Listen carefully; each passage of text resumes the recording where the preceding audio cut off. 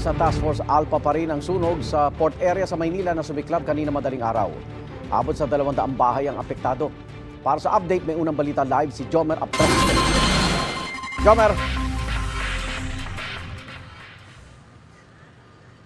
Igan, nandito ako sa bahagi ng Railroad Street sa port area sa Maynila. Nasa likuran ko lang halos ang daan-daang mga bahay sa Barangay 650 na tinupok ng apoy matapos sumiklab ang sunog pasado alas 12 ng hating gabi kanina.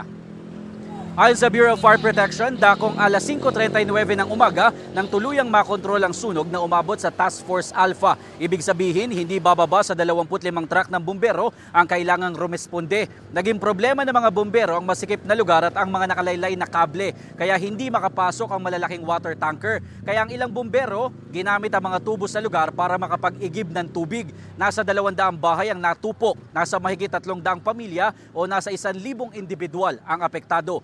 Dahil karamihan sa mga residente ay tulog na ng sumiklab ang apoy, marami ang walang mga naisalbang gamit. Hinuli naman ng mga pulis ang isang lalaki matapos umanong pumasok sa mga bahay na wala ng tao. Depensa ng sospek, tumutulong lang siya sa pag-apula sa apoy. Igan, sa mga oras na ito ay patuloy pa ang mopping up operation ng mga tauhan ng BFP at ilang volunteer. Patuloy din na inaalam kung magkano ang halaga ng pinsala sa ari-arian at kung ano ang pinagmulan ng apoy. At yan ang unang balita mula dito sa Maynila. Ako po si Jomer Apresto para sa GMA Integrated News. Igan, mauna ka sa mga balita, mag-subscribe na sa GMA Integrated News sa YouTube para sa iba't ibang ulat sa ating bansa.